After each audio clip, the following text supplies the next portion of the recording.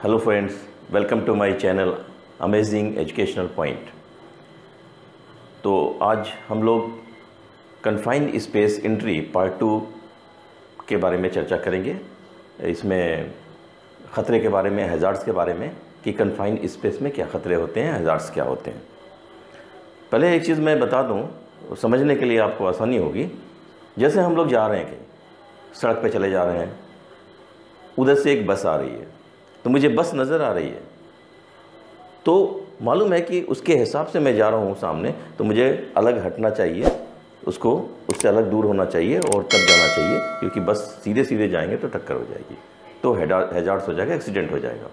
या आप जा रहे हैं, कहीं आपके सामने एक गड्ढा पड़ गया, बड़ा गड्ढा है, अगर आप देख रहे हैं कि ये गड्ढा है, अगर मैं जाऊँगा तो गिर जाऊँगा, तो आपने देख लिया, उसको समझ लिया, आप उससे सुरक्षित साइड होकर निकल जाएंगे, या कोई भी आप उससे बचने की तरकीब निकाल लेंगे, कोई ना कोई उपाय निकालेंगे तो बच जाते।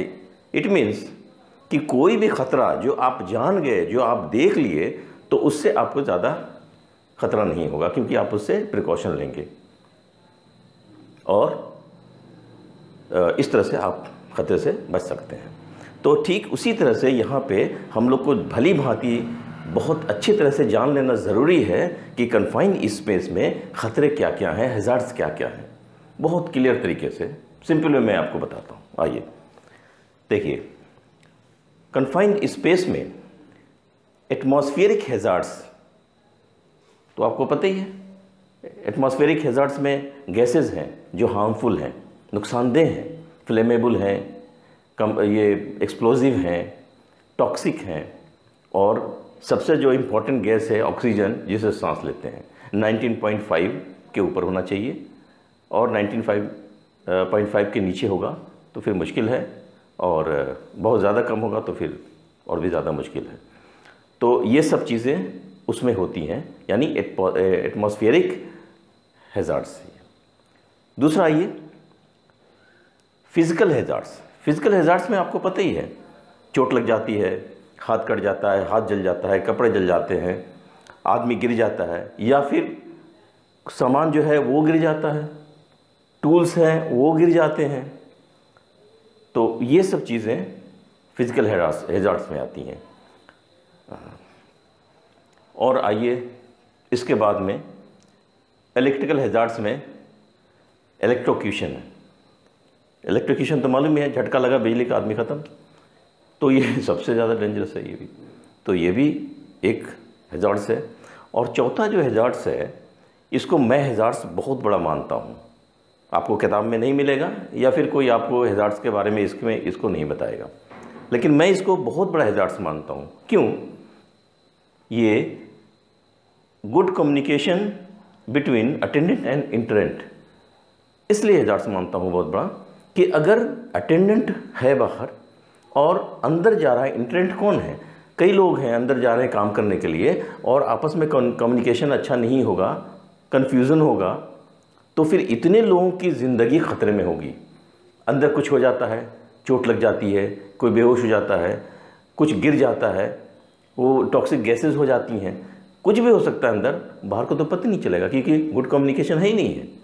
तो इतने आदमियों की जान रिस्क में रहेगी, इसलिए मैं इसको बहुत बड़ा ख़तरा मानता हूँ। तो इसके लिए ये ज़रूरी है कि बहुत ही अच्छा कम्युनिकेशन दोनों के बीच में होना चाहिए, इंटरेंट और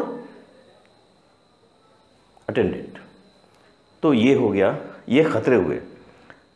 अब हम लोग जान गए कि ख़तरे क्या हैं। अब इसके लिए हम क्या उपाय करेंगे और क्या प्रोसीजर है, और किस तरह से इसको दूर करेंगे, मिनिमाइज़ करेंगे ख़तरे को, तो बहुत सिंपल तरीके से आपको बताएंगे और एकदम इजीली आपके दिमाग में आएगा। आइए, गैस टेस्टिंग। जब गैस टेस्टिंग करते हैं, तो पिछली वीडियो में मैंने बताया था कि गैस टेस्टिंग के तुरंत बाद एंट्री होती है। यानी आपको एंट्री करना है तो तुरंत पहले, just before entry, gas testing होता है, तो ख़तरे वो कम हो जाते हैं। अब अंदर हार्मफुल गैसेस हैं, मान लीजिए आपकी टॉक्सिक गैसेस हैं, फ्लेमेबल गैसेस हैं, एक्सप्लोजिव गैसेस हैं, ऑक्सीजन की कमी है, तो इसके लिए क्या करते हैं? तो हार्मफुल गैसेस को निकालने के लिए टेस्ट कर पहले तो टेस्ट करते हैं। तो टेस्ट का देखिए क्या करते हैं, कैसे टेस्टिंग होती है ये बताता हूँ मैं। टेस्ट 3 लेवल में होती है, टॉप, मिडिल और बॉटम। अगर ऊंचा वेसल है, बड़ा ये इक्विपमेंट है, तो खाली डाला, गैस टेस्टर ने इक्विपमेंट डिवाइस डाला और निकाल लिया, तो उससे आपका मसला हल नहीं होता है, आपका प्रॉब्लम सॉल्व नहीं होता है।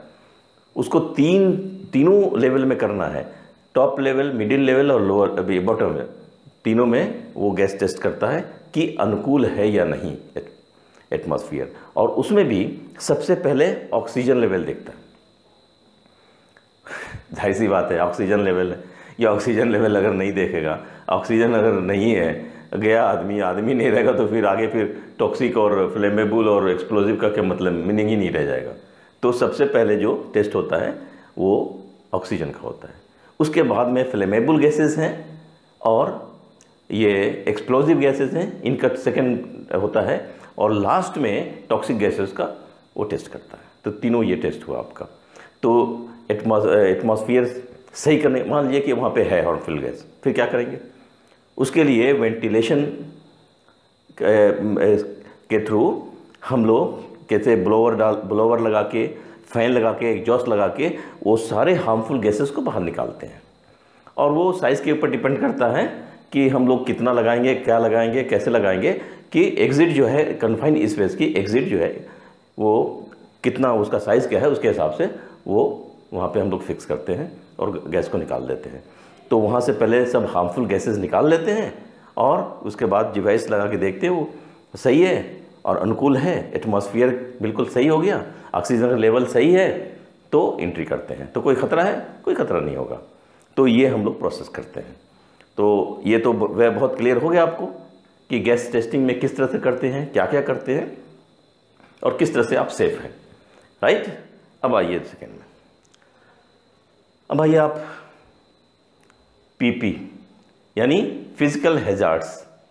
तो फिजिकल हैजार्ड्स में आपको मैंने दिया है fall, burns, exposure to high noise and electrocution. तो देखिए फॉल, बर्न्स ये सब तो और बाहर जगह में भी होता है, कहीं भी काम करते हैं तो फॉल गिरना ही गिरना है, आदमी गिर जाता है या फिर मटेरियल ही गिर जाता है ऊपर से, या फिर आदमी का बदन जल जाता है या कपड़े जल जाते हैं, तो ये हो गया। और बाहर में भी बहुत तेज़ मारते हैं और कान का पर्दा हिल जाता है, ऐसा ऐसा नॉइज़ होता है। तो ये तो इन कन्फाइंड स्पेस के अंदर की बात है, इसमें तो और भी ज़्यादा, अगर उसमें गिरेंगे तो फिर स्ट्रेचर पे जो रेस्क्यू जो स्ट्रेचर होता है उससे बाहर निकालना पड़ेगा और कितने प्रोसेस करने पड़ेंगे, तो इसको बहुत संभालना है। उससे 100 टाइम ज़्यादा हम लोग को अंदर केयर करना है। तो इसमें हम लोग पीपीई सबसे मस्ट है और फर्स्ट है। पीपी अगर प्रॉपर पीपीई है तो आपने समझ लीजिए फिजिकल हैजार्ड्स का 80% बिलीव कीजिए, 80% आपने रिड्यूस कर दिया, मामला हैजार्ड्स को 80% रिड्यूस कर दिया। तो अच्छा पीपी कैसा होना चाहिए? तो कंपनी का जो प्रोसीजर होता है उस प्रोसीजर के हिसाब से वो जैसे बनता है, जैसे फॉर्म होता है और पीटीडब्ल्यू जो इशू करते हैं उसमें लिखा होता है, और भी सर्टिफिकेट्स होते हैं जिसके बारे में मैं आगे चर्चा करूँगा। तो ये सब जो प्रोसीजर है कंपनी का उसके हिसाब से पीपी वो वर्क के हिसाब से उसके अनुसार होना चाहिए। जैसे मिसाल के तौर पे आपको बताता हूँ, कटिंग हैंड ग्लव्स, तो वेल्डिंग हैंड ग्लव्स तो मालूम ही आपको, रेस्पिरेटर होगा, एयर रेस्पिरेटर, और एप्रॉन है, इस तरह से ETC। तो ये जो भी वो जॉब के अनुसार पीपी होता है वो आप पहनेंगे, वो आप यूज़ करेंगे, पीपी ज़रूरी है। तो इससे आपने एक तो बहुत बड़ा हैजार्ड्स कम कर दिया। उसके बाद में आप आइए, तो ये हैजार्ड्स के बाद में अच्छा अंदर जो है इसके फोल्डिंग का भी काम होता है। अगर हाइट पे काम करना है, कटिंग है, फिटिंग है, वेल्डिंग है और ग्राइंडिंग है, जो भी है, तो ऐसे हवा में तो करेगा नहीं आदमी, इसके फोल्ड बनाएगा, प्लेटफॉर्म बनाएगा। तो अंदर में जो इसके फोल्डिंग बनती है वो बहुत ही संभाल कर, तो ये नहीं कि इसके फोल्डिंग पकड़े और चढ़े गए, ऊपर चले गए। तो इसके फोल्डिंग में लैडर ज़रूरी होता है, मस्ट है। तो लैडर लगाइए, और लैडर के बिना आप ऊपर जा नहीं सकते। और प्लेटफॉर्म के चारों तरफ में एक टो प्लेट होनी चाहिए, वो लकड़ी का टो प्लेट बनाते हैं वो, कि वो कोई भी टूल्स वगैरह नहीं गिरे, फॉल नहीं हो, तो फॉलिंग से बचेगा। आदमी भी गिरने से बचेगा और टूल्स भी गिरने से बचेगा। तो उसके साथ में आप लेडर लगाइए, तो लेडर लग जाता है। लेडर लगने का यूज़ कब है? लेडर लग गया और आप चढ़ जाएंगे? नहीं, आप एज ए सेफ्टी अफसर आपको रोकना है। नहीं, उसमें लाइफ लाइन होनी चाहिए। जैसे मैं बताता हूँ आपको, लाइफ लाइन ज़रूरी है। जैसे लेडर है ये, इसके फोल्ड में आपने ये लेडर लगा दिया, ये लेडर लगा दिया और यहाँ पे ये आपने लाइफ लाइन बांध दिया। लेकिन इसका कोई यूज़ है? नहीं है, जब तक कि अब देखिए, आप हार्नेस है आपका, आप समझ लीजिए हार्नेस है, आपने हार्नेस इसमें लगा दिया। क्या मतलब है? आप यहाँ गिरिएगा तो सीधे नीचे आएगा, आप इंजर्ड हो जाएगा, हाथ पैर टूट जाएगा, जो कुछ होगा। तो कुछ फ़ायदा हुआ इसका? नहीं हुआ। इसके लिए उस लाइफ लाइन के साथ में फॉल्स अरेस्टर होता है, वो ज़रूरी है। एक डिवाइस है जो गिरने से बचाती है। तो फॉल अरेस्टर ज़रूरी है इस लाइफ लाइन के साथ में। वो फॉल अरेस्टर यहाँ पे लगा होता है और ये जो है आपका ये हार्नेस उसी में आप लगा देते हैं। और जब भी मान लीजिए स्लिप करके कोई गिरता है तो ये फॉल अरेस्टर यहीं पे अरेस्ट करता है, इसको यहीं पे रुक जाएगा और आप भले झूलते रहिएगा, ऐसे पेंडुलम की तरह झूलते रहिएगा, लेकिन गिरिएगा नहीं, आप सेफ हो जाएंगे। ये बहुत ही इम्पॉर्टेंट है। एक इंसिडेंट बताता हूँ आपको। आप एक आदमी 65 फीट ऊपर काम कर रहा था और उसने हुक लगा लिया था। इत्तेफाक से काम करते करते उसका पैर स्लिप हुआ, पता नहीं कैसे, और बाहर गिर गया। डर के मारे वो पिच कर दिया एकदम। लेकिन देखा तो वो झूल रहा, लटक रहा है इतने नीचे, लेकिन गिरा नहीं। क्या है? वो हुक लगा हुआ है ऊपर, हुक लगा दिया था और लटक रहा है। लोगों ने उसको बाद में खींच के अंदर कर लिया, बच गया। तो देखिए, ये हुक लगा दिया तो जान बची, नहीं तो ख़त्म। तो कितना इंपॉर्टेंट है ये हार्नेस और इसके साथ में रिलेटेड जो भी डिवाइस है। तो उसी तरह से ये जो है अरेस्टर है, इसमें लगा रहता है, इसमें हुक लगाइएगा तो आप यहाँ लटकते रहिएगा, नीचे नहीं गिरेगा, हाथ पैर नहीं टूटेगा, एकदम सेफ रहिएगा। तो ये अरेस्टर ज़रूरी होता है इसमें। तो इस तरह से आप इसको मिनिमाइज़ कर सकते हैं हैजार्ड्स को। तो और अच्छा, बाहर आवाज़ तो मालूम है, आप जब मारता है हैमर से और कुछ तो कितनी आवाज़ होती है, और कन्फाइंड स्पेस में वो तो है ही है वेसल, और वो जो आवाज़ गूंजती है मारा, इतनी तेज़ आवाज़ होती है, तो वो कानों को बहुत ज़्यादा नुकसान करती है, डैमेज कर सकती है। तो इसके लिए वो क्या करते हैं? ईयर डिफेंडर यूज़ करते हैं, ईयर डिफेंडर। तो वो लगा लेंगे कान में, तो फिर वो आपका कान सुरक्षित रहेगा। तो इस तरह से आप फिजिकल जो आपका हैजार्ड्स है उससे आप सेफ रहेंगे। ये तो बहुत क्लियर हो गया, वेरी वेरी क्लियर हुआ। चलिए, गुड। अब आ जाइए आप इलेक्ट्रिकल हैजार्ड्स। तो इलेक्ट्रोक्यूशन आपको तो पता ही है, बिजली का झटका लगा, आदमी ख़त्म। तो ये बहुत बड़ा डेंजरस, बहुत बड़ा खतरा है। तो इसके लिए हम क्या करते हैं कि जो भी वेल्डिंग करते हैं, वो जो होज़ होते हैं, होज़ का लीक चेक करते हैं कि कहीं से पिघल तो नहीं गया, मेल्ट तो नहीं कर गया, तो उसको चेक करते हैं इसके हैजार्ड्स को कम करने के लिए। और दूसरा, जितने भी पोर्टेबल इलेक्ट्रिकल टूल्स हैं वो डबल कोटेड होते हैं, डबल कोटेड लिया जाए, ठीक ना। तो वो जो है जितने भी पोर्टेबल इलेक्ट्रिकल टूल्स हैं वो डबल इंसुलेटेड होने चाहिए, ठीक है, डबल इंसुलेटेड होने चाहिए, ताकि करंट झटका नहीं लगे आपको। वो करंट भी आएगा तो आपको झटका नहीं लगेगा, क्योंकि डबल इंसुलेटेड है। तो ये भी सॉल्व हुआ आपका। दूसरी बात, कटिंग और वेल्डिंग और कटिंग का जो सिलेंडर्स होते हैं, गैस सिलेंडर्स, वो बाहर में होने चाहिए। वो कोई भी गैस और सिलेंडर जितने हैं वो बाहर ही होने चाहिए। वेल्डिंग मशीन है, सिलेंडर्स हैं, वो कन्फाइंड स्पेस के बाहर होने चाहिए, उसके अंदर नहीं। ये हुआ। इस तरह से आपने इलेक्ट्रिकल हैजार्ड्स को भी कम कर दिया। अब आइए किस पे, तो आ जाते हैं कम्युनिकेशन पे। तो जैसा कि मैंने बताया, कम्युनिकेशन तो बहुत ज़रूरी है। अगर गुड कम्युनिकेशन नहीं है तो फिर बहुत ही खतरा है, जैसा मैंने बताया आपको। इसके लिए क्या करते हैं कि कम्युनिकेशन बाय साइट है, वर्बल है, रेडियो है, और हैंड सिग्नल है, रोप है, ये सब है। तो जैसे कि अगर दिखाई देता है, साइट में दिखाई देता है आपको, तो नज़र से हो सकता है, बता सकते हैं हाँ भाई ये प्रॉब्लम है, ये है, नज़र से देख रहे हैं, समझ रहे हैं। नहीं है तो हाथ का अगर दिखाई दे रहा तो सिग्नल से ओके है, नहीं ओके है उसको भी आप सिग्नल के थ्रू बात कर सकते हैं।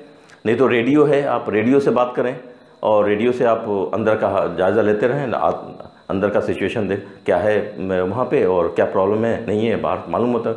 और फर्ज सपोज़ आपका रेडियो का बैटरी डिस्चार्ज हो गया या रेडियो में कुछ गड़बड़ी है, फिर क्या कीजिएगा? तो इसलिए रोप होता है, यहाँ से वहाँ तक वो अंदर से रोप हिलाता है तो समझ में आ जाता है बाहर को कि अटेंडेंट को मालूम हो जाता है कि अंदर कुछ ना कुछ प्रॉब्लम है। तो वो फिर वो देखता है, पूछता है, ये उसके लिए फिर इंक्वायरी करता है कि हाँ क्या है और बाहर इन्फॉर्म करता है उसी के हिसाब से। उसके बाद में आप आइए, उसके बाद में अगर समझ लीजिए कि ये हाँ ये हो गया, वर्बल हो गया और ये, तो इस तरह से आप खतरे को मिनिमाइज़ करता है और गुड कम्युनिकेशन हो जाता है। तो ये सब चीज़ें जो हैं आपने हैज़ार्ड्स देखा क्या क्या है और उसको दूर करने का आपने देखा कि कैसे हम रिड्यूस करेंगे हैज़ार्ड्स को और किस तरह से मिनिमाइज़ करेंगे बहुत आसानी से। मुझे नहीं लगता कि कोई भी चीज़ इसमें आपसे पूछा जाए और आप उसका जवाब न दे पाएँ, क्योंकि यही काम है, कुछ नहीं है। यही काम है जो कन्फाइंड स्पेस में होता है और इसको आप जान गए तो कुछ भी नहीं है, और नहीं जाने तो बहुत बहुत मुश्किल है। तो मेरे लिए मुझे लगता है कि आप बिल्कुल इसको हलवा की तरह समझ गए होंगे और आपके लिए एकदम आसान। कहीं भी किसी जगह से कोई भी इंटरव्यू लेने के लिए आए और पूछे आपसे और आप बिल्कुल उसको जवाब दे सकते हैं। तो इसके बाद में पार्ट 3 में कन्फाइंड स्पेस एंट्री पार्ट 3 में मैं चर्चा करूँगा अब सुपरवाइज़र की ड्यूटी क्या होती है, क्योंकि वही की मैन है, क्योंकि उसी को अंदर एक कैप्टन की तरह सब कुछ करना है, उसको सब कुछ मालूम होना चाहिए। तो उसकी ड्यूटी क्या है और अटेंडेंट की ड्यूटी क्या है पूरी ये बताऊंगा। और आपको ये भी बताऊंगा कि एंट्री के लिए सिर्फ परमिट ही ज़रूरी नहीं है और जैसे उसके साथ और भी सर्टिफिकेट्स लगते हैं। तो कितनी तरह के सर्टिफिकेट्स लगते हैं, क्योंकि एज ए सेफ्टी ऑफिसर आपको चेक करना है। तो आप कैसे चेक करेंगे? आपको मालूम होना चाहिए कि क्या क्या सर्टिफिकेट्स लगते हैं उसमें। खाली ये नहीं कि परमिट मिल गया, घुस गए या जैसे हो गया खो गया, नहीं, उसके साथ और भी बहुत से सर्टिफिकेट्स होते हैं। कितने तरह के होते हैं और अलोंग विथ परमिट कितने सर्टिफिकेट्स होते हैं, कितने तरह के, वो सब मैं आपको बताऊंगा पार्ट 3 में। तो फ्रेंड्स, वीडियो अच्छा लगा हो तो प्लीज़ सब्सक्राइब करें और बेल का बटन दबाएं और दूसरे से शेयर करना न भूलें। और आप लोग सब्सक्राइब कीजिएगा तो जैसे मैंने पहले ही बताया था, मेरा हौसला बढ़ेगा और मैं अपना बेस्ट से बेस्ट आपको देता जाऊंगा और आपको इस लायक बनाने की कोशिश करूंगा, प्रयत्न करूंगा कि आप कहीं भी किसी भी इंटरव्यू में जाएंगे नंबर 1 से निकलेंगे और आप एकदम बिल्कुल कॉन्फिडेंट होके जाएंगे कि हाँ मुझे सब आता है, कोई ये नहीं है। तो मिलते हैं अगले वीडियो में पार्ट 3 में, तब तक के लिए गुड बाय।